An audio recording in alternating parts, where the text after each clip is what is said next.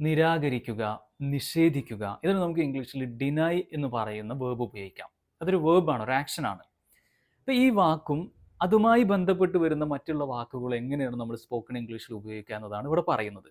അപ്പോൾ നമുക്ക് ഡിനൈ എന്ന് പറയുന്ന ഫസ്റ്റ് ഫോം എടുക്കാം. He always denies my request. എന്താ അങ്ങനെ പറഞ്ഞാൽ? അവൻ എല്ലായ്പ്പോഴും എൻ്റെ റിക്വസ്റ്റ് എന്ത് ചെയ്യുന്നു? നിരസിക്കുന്നു അല്ലെങ്കിൽ നിഷേധിക്കുന്നു. അപ്പോൾ അത് പ്രസൻറ്റ് ഫോമിലാണ് ഉപയോഗിച്ചിട്ടുള്ളത്. ഇനി ഈ എക്സാമ്പിൾ നോക്കൂ. The company denied her request. The company denied her request. ഇവിടെ ഡിനൈഡ് എന്ന് പറയുന്നത് പാസ്റ്റ് ഫോമാണ്. ആ വേർബിൻ്റെ സെക്കൻഡ് ഫോമിലാണ് ഉപയോഗിച്ചിട്ടുള്ളത്. The company denied her request. ഇനി ഈ സെൻറ്റൻസ് നോക്കൂ. I don't believe in denying others. ഇവിടെ ആ ഡിനൈഡ് കൂടെ നമ്മളൊരു ING ഫോം വെച്ചു.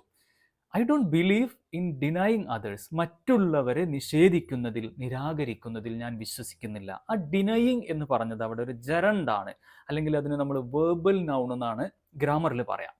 ഓക്കെ, അടുത്തത് ഈ വേർഡ് എങ്ങനെയാണ് പാസീവ് വോയിസിൽ ഉപയോഗിക്കാമെന്ന് നോക്കാം.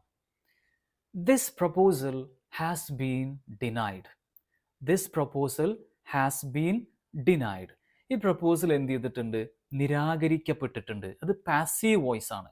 Okay, so this proposal has been denied. ഇവിടെ ഹാസ് ബീൻ എന്ന് പറഞ്ഞതിന് ശേഷമാണ് അവിടെ ഡിനൈഡ് നമ്മൾ ഉപയോഗിക്കുന്നത്.